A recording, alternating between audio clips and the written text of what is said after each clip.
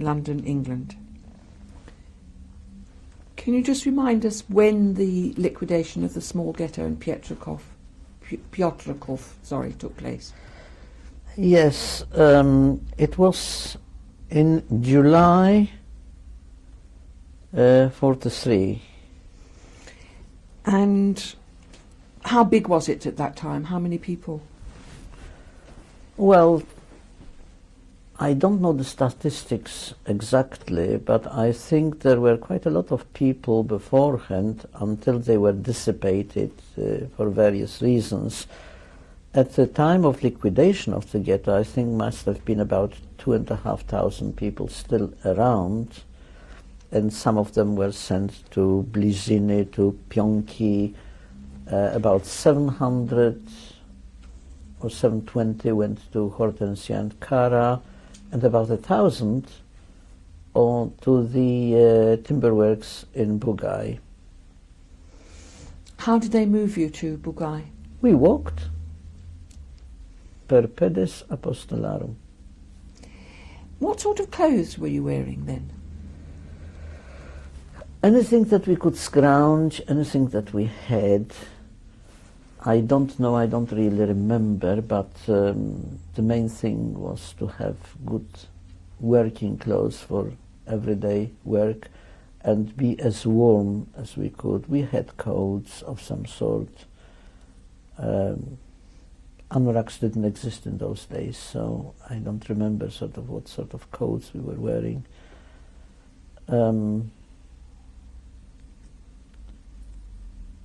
But when we arrived in Bugaj, marching through all the Polish section of town, they were looking at us, you know, because we had again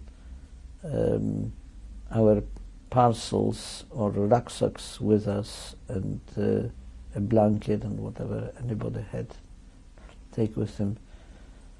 You know, we were not greeted in a very friendly manner. They didn't, but the Poles didn't know what was happening to us. What sort of news were you getting about the war? Did you know anything at all about what was going on in the war at that time, in the middle of 43?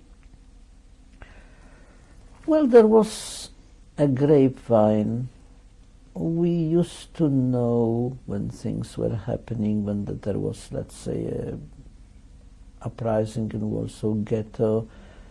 We knew that the Germans have suffered defeat, or they had made advances in one of the frontiers. They were progressing well, and or they were not doing too well. But on some occasions we paid for it, because when they were not very happy, they used to take, let's say, 10 Jews as hostages and shoot them. Or by the same token, they say, well, it's a Jewish festival, Purim, and they hanged 10 sons, whatever it is, how many sons of Haman, let's hang or let's shoot so many Jews. And these things were going on all the time, but they were individual. So it's not that we were not worried about it, because it could have been any one of us caught, you know, and executed. And it was going on all the time. And what was your state of knowledge then about the death camps and the transports? To be quite honest, there were rumors, but unconfirmed, and we didn't know. There were songs being sung about various things, and people were talking about, you know, there's definitely they went to Treblinka, definitely they went to Auschwitz, but we still refuse to believe, really, in the authenticity of the reports, even so they may have been accurate. What accommodation did they provide for you in Bugaj? Well, the accommodation changed. To start with, we were put up in a couple of floors in the existing factory, which was a brick building, huge halls supported by metal pillars against which they erected rows of bunks made of timber, obviously, 4 high. And I remember I chose a bunk for myself right on top because somehow I felt a little bit more secure, not safe, but secure, right on top, because if there was any roundup for people to do extra work, until they came to the top bunk, you see, I could have pretended I'm not there. In this huge hall or dormitory, one day I heard strains of music. And you know, I'm tremendously drawn to music, and it was somebody playing violin, but not ordinarily, but I could hear the tones which are coming out from that violin. It was tremendously special, and drawn by the sound, I arrived at one of the bunks, and there was a very thin-faced, tall, weedy-looking man playing that violin. But he was amazing what he could do with it. Eventually I got to know him. His name was Kaczka. And it transpired that he has been a virtuoso violinist with the symphony orchestra. He played concerts he had actually eventually showed me photos with the King of Bulgaria, or King of Romania, King of Greece, on various courts.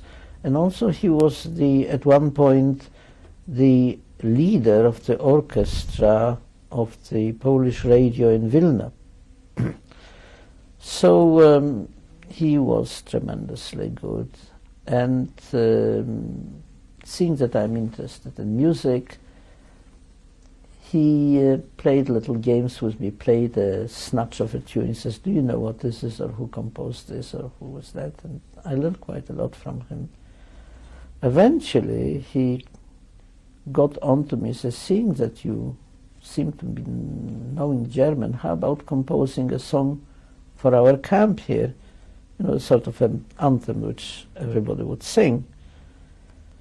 Because he did eventually organize a camp, not an orchestra, but a band, which consisted of 2 violins, because his brother played also the fiddle, but he was merely a klezmer.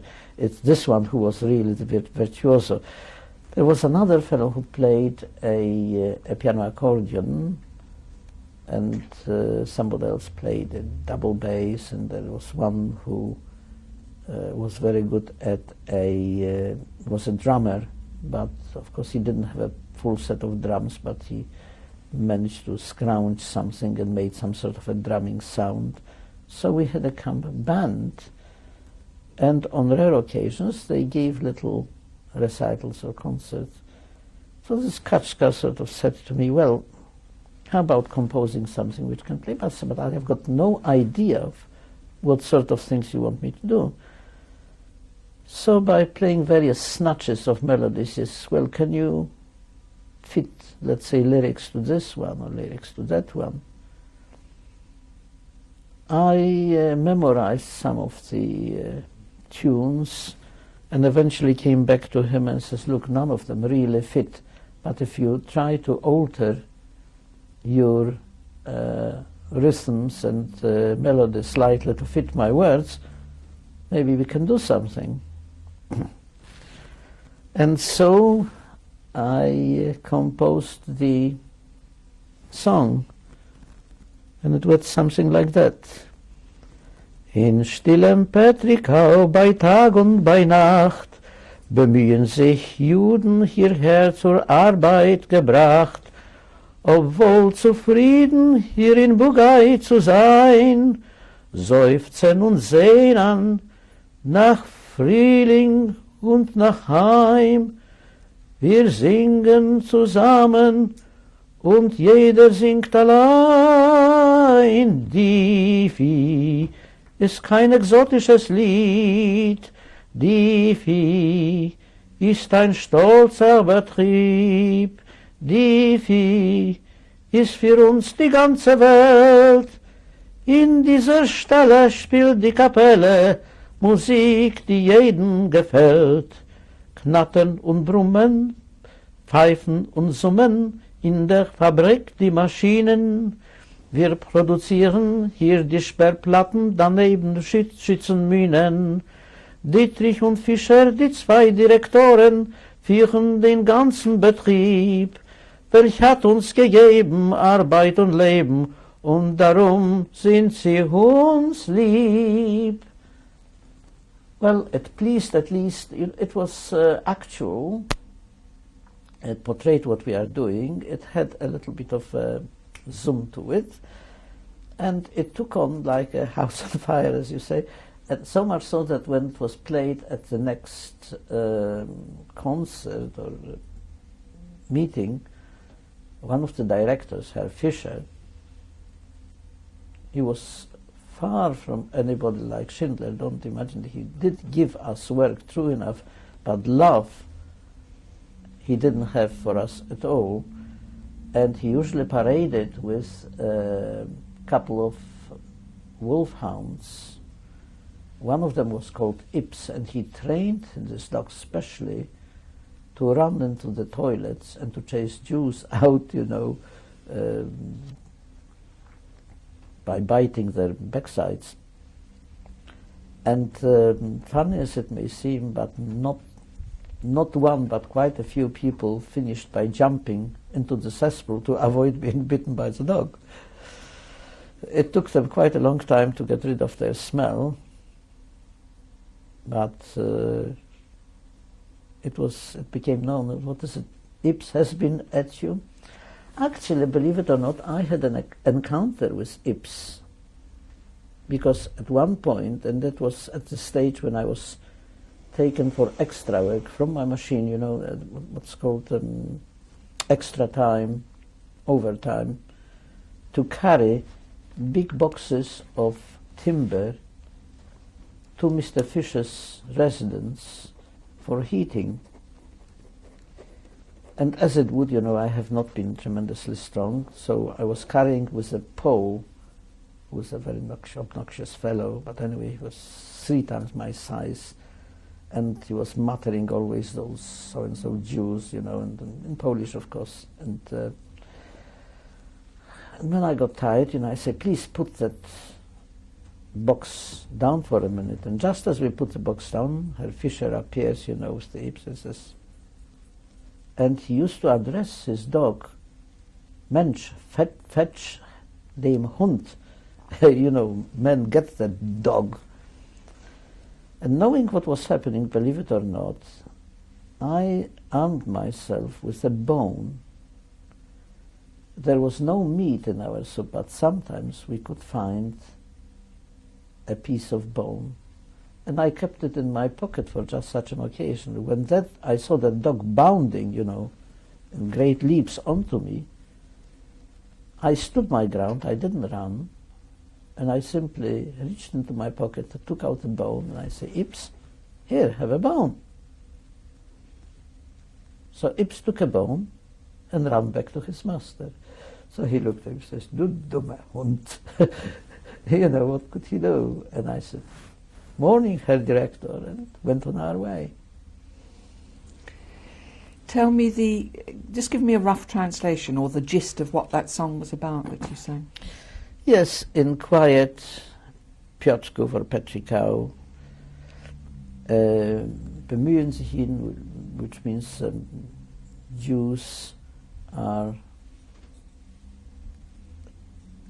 working day and night because they were brought here to work. And also we are very pleased that we found a place here, that we are actually in the place. We sigh and what does it say? Not dream. Day and night about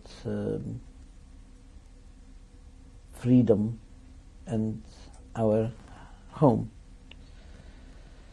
And Diffie is not an exotic song, but Diffie is a very proud work, not work, but Rebus factory or institution. And for us, it is the whole world as we know it. And this is the place where the band is playing and playing the music which appeals to everybody. And the second part says the various sounds, knattern und brummen, you know, 500 zoomen. The machines are making all these sort of various sounds, like it's difficult for me to a roar translate and a hum, it, that yes, kind hum of thing, is it? And whistle and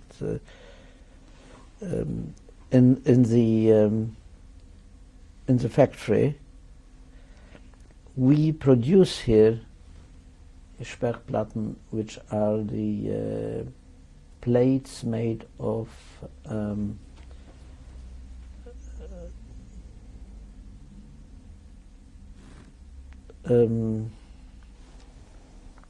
not timber, it's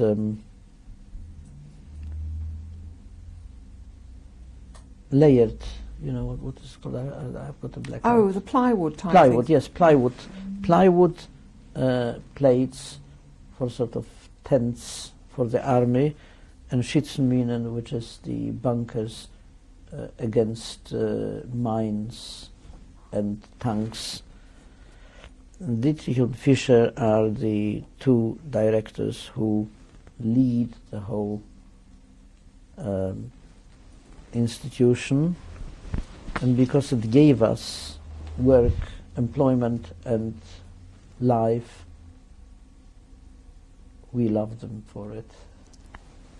Well, so quite obviously when he heard it, so he was standing at the fence, I remember, when we were playing it, and of course I was not in the band because I had no instrument. Harmonica doesn't fit into a band because it plays only one key. So when it was sung, he says, "Who wrote these words?" They shot him, that little fellow. So he took out a cigarette, says, "Give it to him." So that was my call to fame. Do you know what happened to Kachka? Yes, he did survive the war, because wherever he went he must have been appreciated. He was put into some sort of band, whether it was in Buchenwald or wherever they sent him.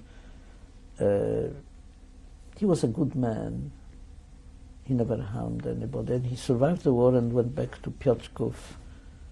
I think he died there. I'm not quite sure what happened to him. But there are some, I think his brother had some family who are now living in United States. This band, did it perform for the Germans mainly? No, for us. And that was allowed in Bugaj, was it? Pardon? That was allowed in Bugaj. Oh yes, that was allowed in Bugaj. What was your working day? How long was it? 12 hours. And how many days a week? Well, how many days are there in a week? I don't know. I don't think we had something like a weekend. But one day off, even? Not as far as I remember.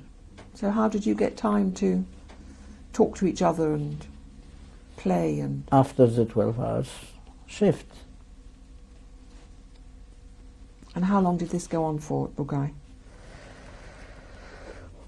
Oh yes, well, it's not quite a simple story, because at the, if I can call it, the end of time, our camp was transferred from one end of the factory to another where barracks were being built for us. And then at one point, Mr. Fisher decided we should have a swimming pool. So the whole forecourt, the whole, as they call the Platz, in the camp, we started digging a swimming pool. So everybody was very enthusiastic about it because quite a lot of us like to have a swim. But at one point it occurred to us that there is no provision being made for any water coming into the pool. So here it is that swine made us dig our own graves. That was Mr. Fisher, whom we loved so much. However, there was a change of policy by the hierarchy of the SS, who thought at that time that let's work the Jews to death instead of just machine gunning them into a common grave, and instead of killing us there and then, they put us on the train, into cattle trucks, and sent us to Buchenwald. When was that? And that was on the 25th of November, 1944. So you were over a year in Bugai. Oh yes, and that was we had quite an eventful time there, but of course we haven't got enough time to describe it all. And inasmuch as the conditions were bad, there was a Jewish kitchen which supplied us with soup, sometimes a bit better, sometimes a bit worse, but we managed. Now, for instance, for myself, I grew quite skilled in producing various things from timber and from bits of metal. And since I was in the factory, I was able to manufacture, let's say, combs out of hardwood and not sell them to the Poles, but barter them for extra bit of bread or extra bit of any food they care to bring. Or sometimes some people wanted a piece of clothing or whatnot. And I also found at one point aluminium propellers, which they used to make before they started timber works.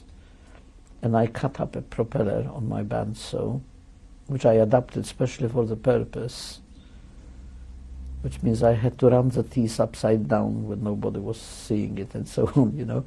And I cut strips of that aluminium, bored holes of various sizes into different slices of that aluminium, and polished on running sandpaper tapes. I polished them into signet rings, and they were quite pretty looking things, and there again I bartered them, you know, with Poles. And I don't know if I told you, but I actually made for myself a violin. Tell me about that. Also, that was because of Kaczka. You see, I couldn't get a place in the band. I would have to play a decent instrument. So I said, all right, you don't want to give me your violin, I'll make one for myself. So he drew me on pieces of newsprint, wherever he could, diagrams, and we cut it out. And I looked for the suitable timber. It took months and months, but we were there a long time. Anyway, to make a long story even longer, as I say, I finished a violin, carved out those little bits and pieces, and but all I needed was the heart inside the bridge on top and strings.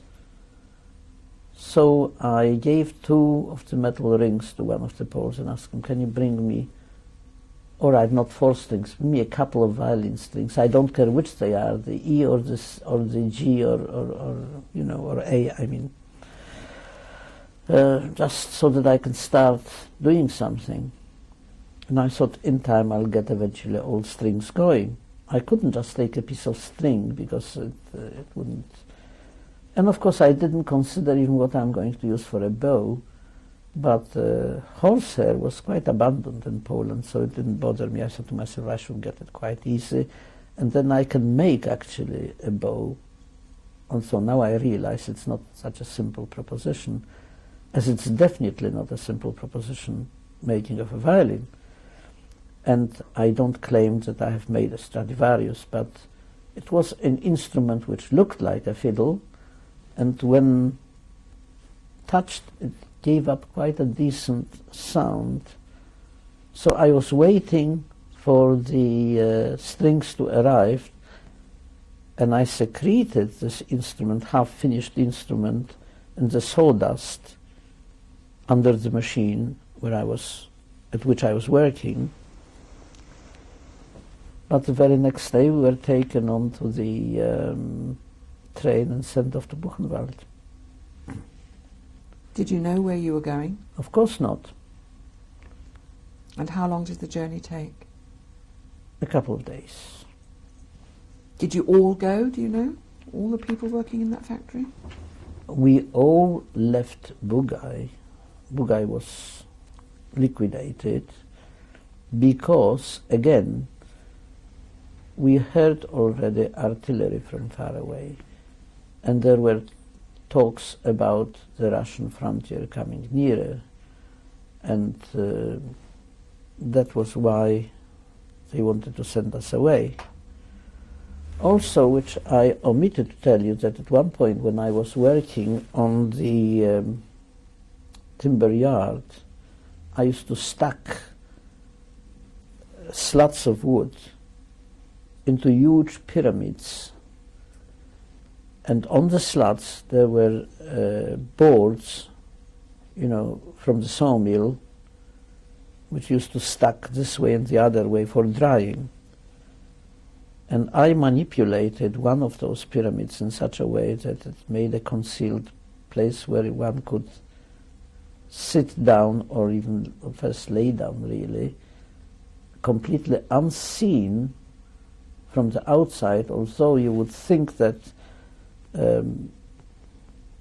the slats were thin and you could see right through it, but you couldn't. It was quite a bit of engineering. And we used to hide there if there was any extra work to be done, overtime. Ben Helfgott was actually one of those people who hid with me in one of those pyramids, so he can verify the story. And what was happening to your brother, Jerzy, all this time? Well, apparently, people from the glass factories were also sent off from Piotrków at the same time. But they were sent first to Częstochowa, where they worked for a bit, in one of the munition factories. From there, they were sent to Buchenwald. We were sent direct to Buchenwald, except that that women, only men were sent to Buchenwald. Women were sent, I believe, to Ravensbrück or Ravensbrück, whichever way you call it. And some of them were also kept in Częstochowa, but only men reached Buchenwald. We've come to the end of this tape now.